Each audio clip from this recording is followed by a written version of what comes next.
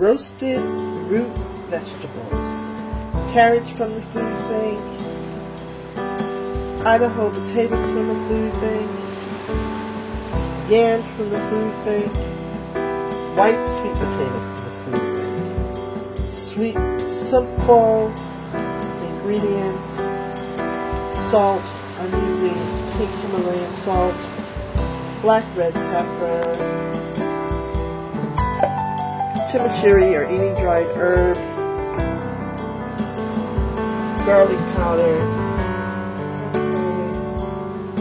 smoked paprika, cayenne. Real simple, and we will use, I'm going to do this really quick. Chop them all up, and we'll be back.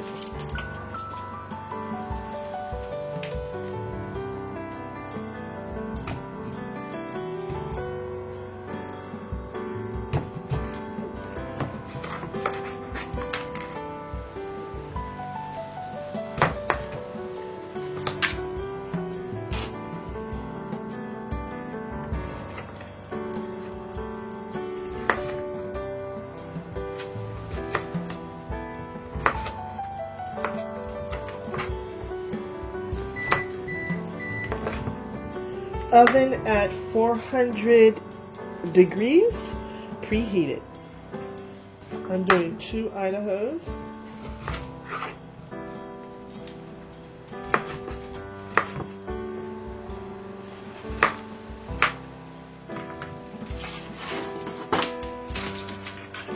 My cookie sheet's getting kind of full.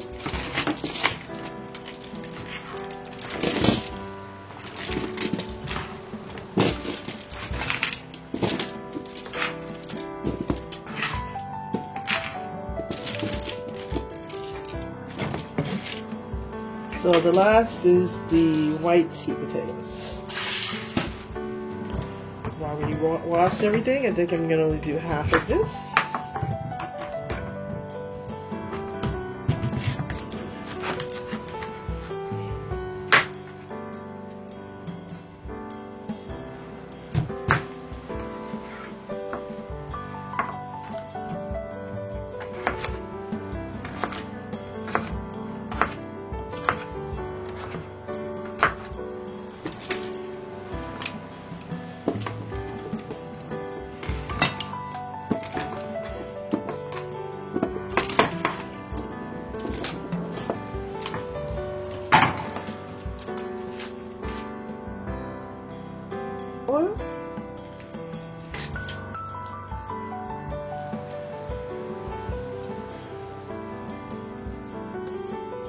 Because I'm using 400 degrees, I'm using this instead of olive oil. It has a higher smoke point.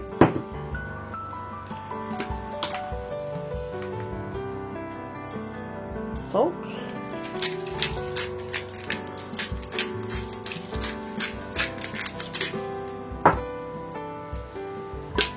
Pepper.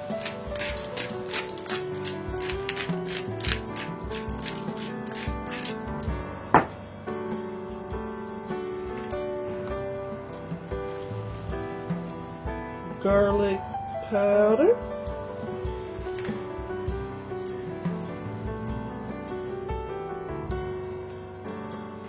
I kind of like a lot of garlic. And smoked paprika. Smoked paprika.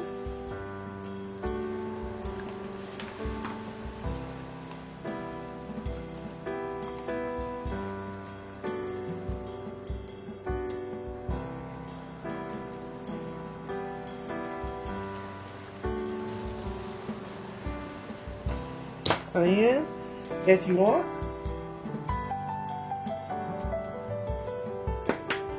And last but not least, chimichurri, which is really dried herbs. You can use dried parsley, dried thyme, whatever dried herbs you have on hand. I like this one.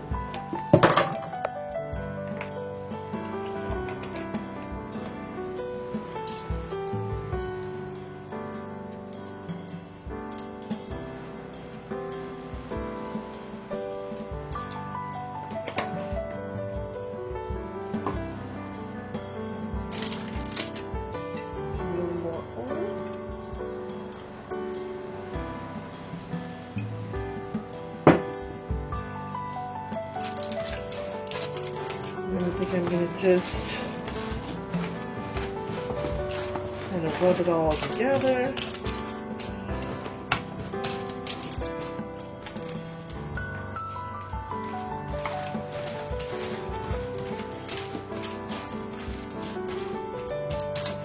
And there it is. Roasted roots. And we are putting a little season, and we're putting yummy, yummy in the tummy. Easy. Everything from the food bank. Everything. Root vegetables. Yummy. Yummy. Alright. And they go. We received this huge container of Greek yogurt. So I'll be using Greek yogurt to make a little dip for our roasted vegetables, which will consist of a little lemon juice, salt, pepper, and of course a little bit of green onion. So let's get started. Alright. A lot of yogurt.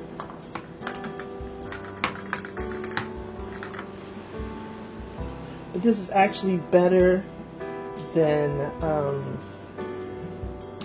sour cream, which I really love with roasted potatoes. But we're going to use what we have from the food bank.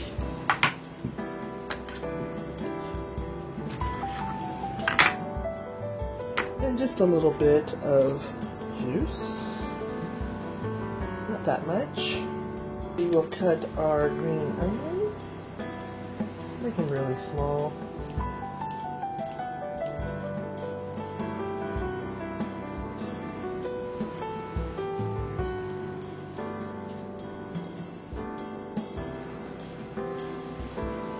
I think that's enough. Put a little salt.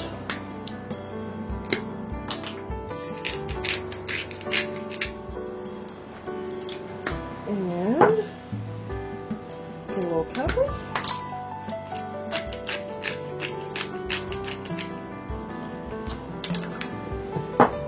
Give it a little stir. Probably should use a smaller spoon.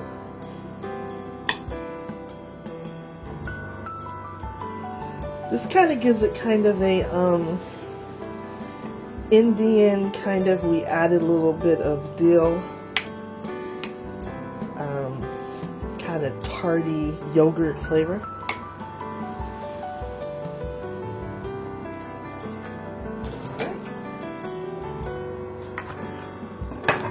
That over there. And then it's over here. Wipe off our counter. Put it back there. And bring over the roasted veggies. 25 minutes, and the roasted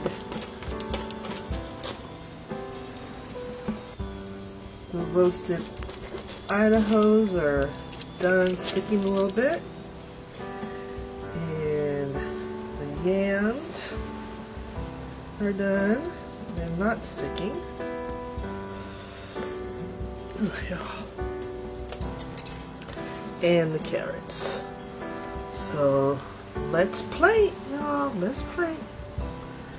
Yummy. Roasted veggies. Start with a spoonful of those crunchy, wonderful Idahos. And And then let's go straight for these soft, sweet yams. Come on. Right there. And we'll add some of those white sweet potatoes. Then go over with the sweet potatoes. And then last but not least, our sweet carrots.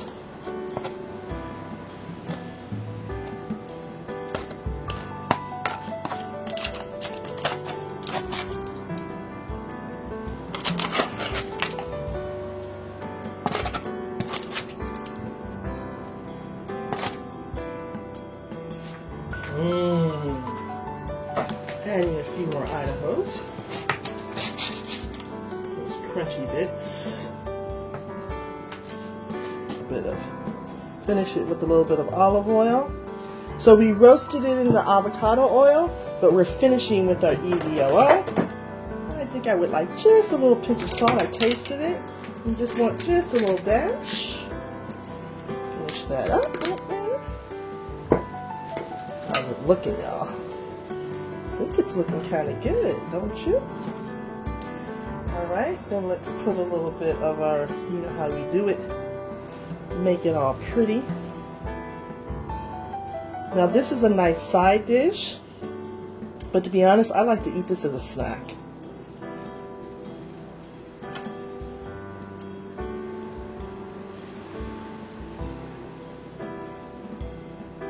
Beautiful.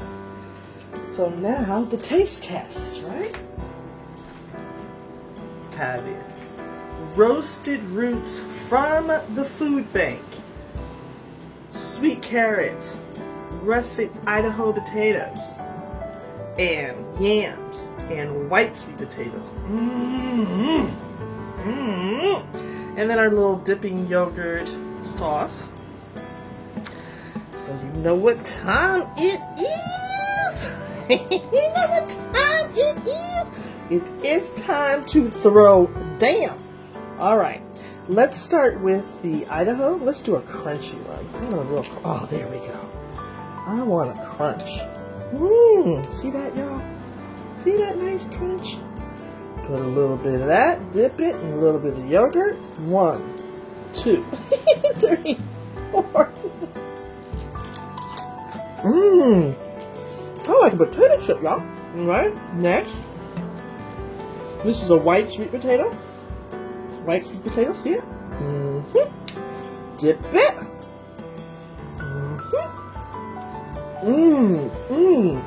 Really soft in the middle. A little crunchy on the outside. Alright, next. To a little one. Yam. Roasted yam, see it? A little dip. Here we go, y'all. Here we go. That's my favorite. A little bit of that cayenne. Wonderful.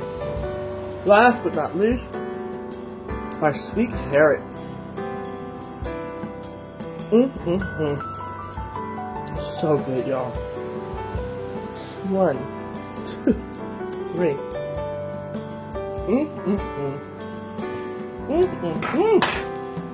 No, this is so good. Roasted potatoes, Idahos, yams, white sweet potatoes, and sweet carrots, y'all. We can do this all from the food bank, quick and easy. Bye, y'all. Bye, y'all. Love you. Bye. Shelter in, y'all. Wear your mask. Then thank you, food bank. Thank you. Thank you. Yummy, y'all. We can do this. You can do this.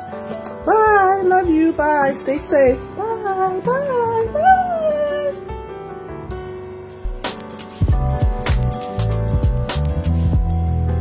But cities and states around the country.